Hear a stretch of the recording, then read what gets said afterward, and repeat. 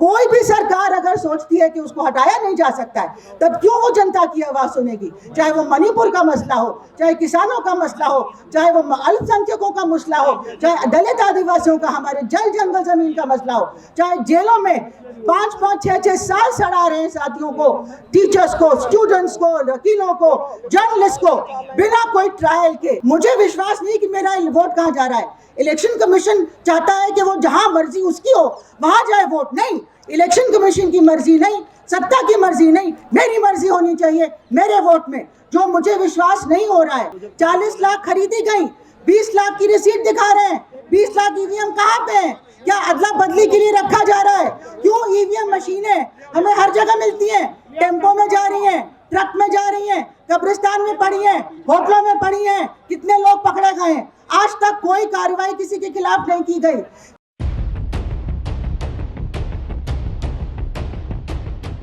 सभी साथियों का क्रांतिकारी सलाम, बधाई कि आप लोग दूर दूर से, अलग अलग प्रांतों से आए हैं यहाँ पे। ये सबसे ज़रूरी लड़ाई है। अगर हमें अपने देश को, अपनी डेमोक्रेसी को बचाना है, अपने संविधान को बचाना है, जो एक एक नागरिक को बराबर का हक देता है कि वो कम से कम 5 साल में एक बार अपना वोट डाल पाए, वो वोट हमारी मर्जी, अपनी मर्जी बताने के लिए वो वोट हमें मिला है। प्राइम मिनिस्टर की मर्जी नहीं, इलेक्शन कमीशन की मर्जी नहीं, और किसी सत्ताधारी की मर्जी नहीं, हमारी अपनी हर एक नागरिक की मर्जी उसमें रिफ्लेक्ट होनी चाहिए। लेकिन साथियों, हमारा वोट जो है हमें पता ही नहीं चलता कि कहाँ जा रहा है। वो जो पर्ची निकलती नहीं है बाहर और हमारे हाथ में नहीं आती है, हमें एक परछाई दिखाई देती जाती है। और इतने सारे यहाँ पे आंकड़े आए हैं जो दिखाते हैं कि ईवीएम में धांधली चल रही है। चाहे वो 40 लाख में से 20 लाख ईवीएम मशीनें है ही नहीं, उनका कोई रिकॉर्ड ही नहीं है। 40 लाख खरीदी गई, 20 लाख की रिसीट दिखा रहे हैं, 20 लाख ईवीएम कहाँ पे है? क्या अदला बदली के लिए रखा जा रहा है? क्यों ईवीएम मशीनें हमें हर जगह मिलती हैं? टेम्पो में जा रही हैं, ट्रक में जा रही हैं, कब्रिस्तान में पड़ी हैं, होटलों में पड़ी हैं, कितने लोग पकड़े गए हैं? आज तक कोई कार्रवाई किसी के खिलाफ नहीं की गई। कई जगह आप देखते हैं, अभी देखिए मध्य प्रदेश का ही हाल देखिए। ये लोग इतने ज्यादा डेस्परेट हैं कि 3 ऐसे प्रदेश में जहाँ पे पक्की बात थी कि ये हार रहे हैं, वहां पे उलट के इन्होंने कैसे अपनी जीत दिखाई। मध्य प्रदेश का एग्जाम्पल अगर आप लें तो 15,000 कंप्लेंट इलेक्शन कमीशन की वेबसाइट पे जा चुके थे इलेक्शन के दौरान, मतदान के दौरान।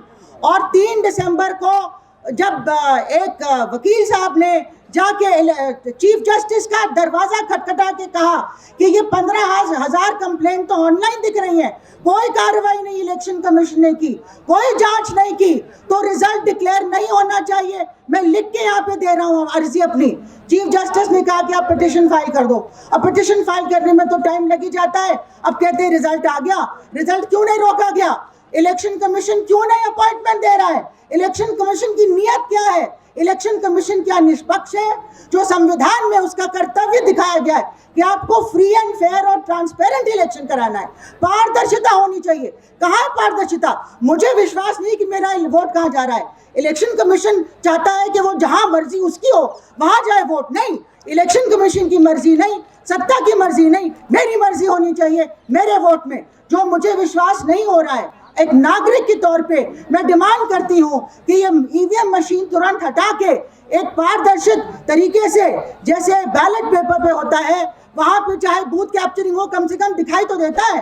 तब हम मांग सकते हैं कि आप रीपोल कराओ। लेकिन ईवीएम में तो पता ही नहीं चलता है मशीन के अंदर क्या सॉफ्टवेयर डाल दिया।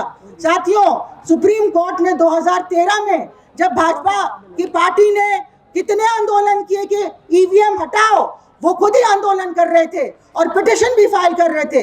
सुप्रीम कोर्ट ने कहा कि ईवीएम में भरोसा नहीं हो सकता है, 2013 में कहा, और ये कहा कि वीवीपैट मशीन से स्लिप बाहर आनी चाहिए, उसको बॉक्स में डालना चाहिए। आज तक वो स्लिप बाहर नहीं आई, आज तक वो स्लिप बॉक्स में नहीं डाली गई। और हमें शक होता है अगर बाहर भी आई और गलत जगह जा रही है तो कौन हमारी सुनवाई करेगा? कि कौन हमको लिख के देगा कि आपकी इस पे कार्रवाई होगी? ये धांधलेबाजी चलती रहेगी। इसलिए मैं मानती हूँ कि वीवीपैट वगैरह भी हमें बिल्कुल भरोसा नहीं है। अगर पर्ची भी निकले तो ईवीएम को हटाना चाहिए, बैलेट पेपर में जाना चाहिए। और पूरी दुनिया में कोई भी विकसित देश नहीं है जहां पे ईवीएम से इलेक्शन हो रहा है। जो देश ईवीएम बनाते भी थे जैसे जापान, वो ईवीएम को इस्तेमाल नहीं कर रहे हैं क्योंकि उस पर भरोसा नहीं है। बैलेट पेपर से ही इलेक्शन वहां पे होता है।